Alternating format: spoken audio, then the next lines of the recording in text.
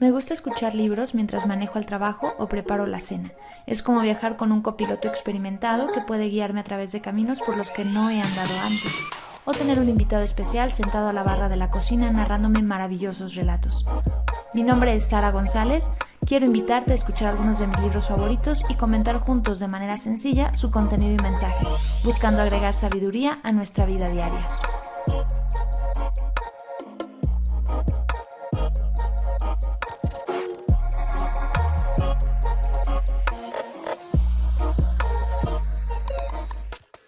De las Crónicas de Narnia de C.S. Lewis, El león, la bruja y el armario. Capítulo 9. En casa de la bruja. Y ahora, claro está, querrás saber qué le había sucedido a Edmund. Este había comido su parte de la cena, pero no había saboreado realmente la comida porque no dejaba de pensar en las delicias turcas. Y no existe nada que arruine tanto el sabor de la buena comida cotidiana como el recuerdo de la mala comida mágica. También había oído la conversación y tampoco había disfrutado demasiado con ella, porque no dejaba de pensar que los otros no le prestaban la menor atención e intentaban dejarlo de lado. Eso no era así, solo eran imaginaciones suyas. Y luego había escuchado hasta que el señor Castor les habló de Aslan y de todo el plan de reunirse con él en la mesa de piedra. Fue entonces cuando, sin hacer ningún ruido, empezó a deslizarse con cautela bajo la cortina que colgaba sobre la puerta, pues la mención de Aslan le provocó una sensación horrible y misteriosa, del mismo modo que a los otros les provocó una que resultaba agradable y también misteriosa. En el mismo instante en que el señor Castor recitaba el verso sobre el hijo de Adán en carne y hueso, Edmund había empezado a girar en silencio la manecilla de la puerta y justo antes de que su anfitrión hubiera empezado a contarles que la bruja blanca no era realmente humana, sino mitad genio maléfico y mitad una gigante, el niño había salido al exterior en plena nevada y cerrado con sumo sigilo la puerta a su espalda. No hay que pensar que Edmund fuera tan malo que realmente deseara que convirtieran en estatua de piedra a sus hermanos. Lo que en realidad deseaba eran las delicias turcas y convertirse en príncipe y más adelante en rey, y también vengarse de Peter por llamarlo alimaña ponzoñosa.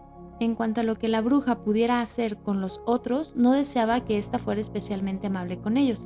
Desde luego, no que los colocara al mismo nivel que él, pero se las arregló para creer u obligarse a creer que no les haría nada del todo malo, porque se dijo a sí mismo, los que dicen cosas desagradables sobre ella son sus enemigos y probablemente la mitad de todo ello no sea cierto. Se mostró de lo más amable conmigo, desde luego mucho más amable que ellos. Supongo que es la reina legítima en realidad. En cualquier caso, será mejor que ese horrible Aslan. Al menos aquella fue la excusa que forjó en su mente para lo que estaba haciendo. No era una buena excusa, sin embargo, ya que en lo más profundo de su ser sabía realmente que la bruja blanca era mala y cruel. De lo primero que se dio cuenta cuando estuvo en el exterior y descubrió que nevaba copiosamente a su alrededor, fue de que había dejado el abrigo en la cabaña de los castores, y sin duda no existía la menor posibilidad de volver por él. Lo siguiente que advirtió fue que casi había oscurecido por completo, pues eran cerca de las 3 cuando se sentaron a comer, y los días de invierno eran cortos. No había contado con aquello, pero tendría que arreglárselas como pudiera. Así pues, se subió el cuello de la camisa y avanzó arrastrando los pies por la parte superior del dique que, afortunadamente, no resultaba tan resbaladiza debido a la nieve que había caído hasta la orilla del río. La situación no pintaba nada bien cuando llegó al otro lado. Oscurecía por momentos y entre aquello y los copos de nieve que se arremolinaban a su alrededor apenas podía ver a 1 metro de distancia. Y además tampoco había sendero alguno.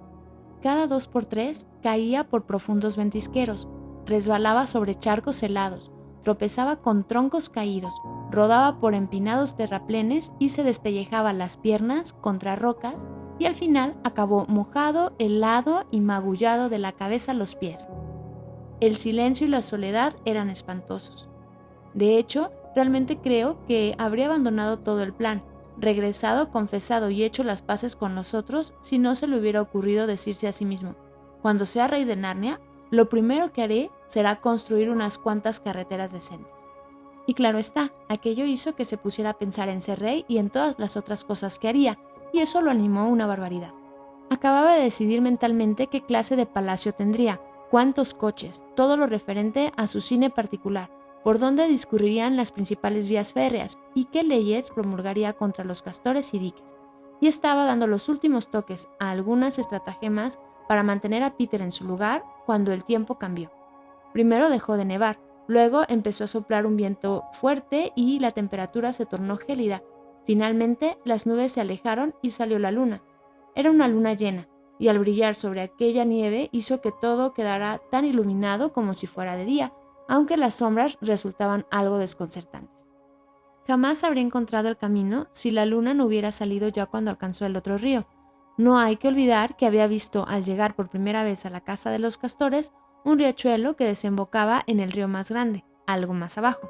Llegó hasta este y giró para seguir su curso, pero el pequeño valle por el que discurría era mucho más empinado y rocoso que el que acababa de abandonar y estaba totalmente plagado de matorrales, de modo que no lo habría conseguido en la oscuridad. Aún con la luz de la luna, acabó calado hasta los huesos, ya que se veía obligado a agacharse para pasar bajo algunas ramas y enormes montones de nieve iban a parar a su espalda. Cada vez que aquello sucedía pensaba más y más en lo mucho que odiaba a Peter, como si todo aquello fuera culpa de su hermano. Pero por fin llegó a un punto que era más llano y el valle se desplegó ante él, y allí, al otro lado del río, bastante cerca de él, en medio de una pequeña llanura, entre dos colinas, vio lo que sin duda era la casa de la Bruja Blanca. Y la luna brillaba en aquellos momentos con más fuerza que nunca. Más que una casa era un castillo. El edificio parecía un conjunto de torreones pequeños rematados por altos y puntiagudos capiteles, afilados como agujas. Parecían enormes capirotes o gorros de hechiceros. Refulgían bajo la luz de la luna y sus largas sombras tenían un aspecto extraño sobre la nieve. Edmund empezó a sentir miedo de la casa. Sin embargo, ya era muy tarde para pensar en dar media vuelta. Cruzó la helada superficie del río y avanzó hasta el edificio. No se movía nada, no se oía el menor sonido por ninguna parte, ni siquiera sus pies hacían ruido sobre la espesa capa de nieve recién caída. Caminó y caminó, dejando atrás una esquina tras otra de la casa y también un torreón tras otro en busca de la puerta. Tuvo que dar la vuelta hasta llegar al otro extremo antes de localizarla. Era una arcada inmensa, pero las enormes rejas de hierro estaban abiertas de par en par. Edmund se acercó sigilosamente a la arcada y miró al interior en dirección al patio, y allí vio algo que casi hizo que le diera un vuelco el corazón. Justo pasaba la puerta, con la luz de la luna brillando sobre él, había un enorme león, agazapado como si estuviera a punto de saltar. El niño se quedó bajo la sombra del arco, temeroso de avanzar y también de retroceder, con las rodillas entrechocando temblorosas. Permaneció allí tanto tiempo que los dientes habrían empezado a castañetearle de frío si no hubieran estado haciéndolo ya debido al miedo. ¿Cuánto tiempo duró aquello? No lo sé, pero a Edmund le pareció que duraba horas. Luego por fin empezó a preguntarse por qué el león permanecía tan quieto, pues no se había movido ni un centímetro desde que posó los ojos en él. Se aventuró entonces algo más cerca, manteniéndose todavía bajo la sombra del arco en la medida de lo posible, y se dio cuenta de que por el modo en que estaba colocado el león, este no podía estar mirándolo a él. Pero, ¿y si vuelve la cabeza?, pensó. En realidad el animal contemplaba otra cosa, concretamente un enanito colocado de espaldas a él a algo más de 1 metro de distancia. Ajá, pensó Edmund, cuando salte sobre el enano será mi oportunidad de escapar. Sin embargo, el león siguió sin moverse y tampoco se movió el enano. Entonces Edmund por fin recordó que los demás habían dicho que la Bruja Blanca convertía a la gente en piedra. A lo mejor aquello no era más que un león de piedra, y en cuanto lo pensó se dio cuenta de que el lomo del animal y la parte superior de la cabeza estaban cubiertos de nieve. Claro que debería ser simplemente una estatua, ningún animal vivo dejaría que lo cubriera la nieve. A continuación, muy despacio y con el corazón latiendo como si le fuera a estallar, Edmund se decidió a acercarse al león. Incluso entonces apenas se atrevía a tocarlo, pero por fin alargó la mano muy deprisa y lo hizo. Era piedra helada, se había asustado de una simple estatua. La sensación de alivio que experimentó fue tan grande que a pesar del frío se sintió repentinamente embargado por una oleada de calor que lo cubrió de la cabeza a los pies y al mismo tiempo se le ocurrió lo que parecía una idea deliciosa. Probablemente, pensó, este sea el gran león Aslan del que hablan. Ya lo ha capturado y lo ha convertido en piedra. Así han acabado todas las bonitas ideas sobre él. Bah, ¿quién teme a Aslan? Se quedó allí experimentando una satisfacción maligna mientras contemplaba el león de piedra, y finalmente hizo algo muy estúpido e infantil.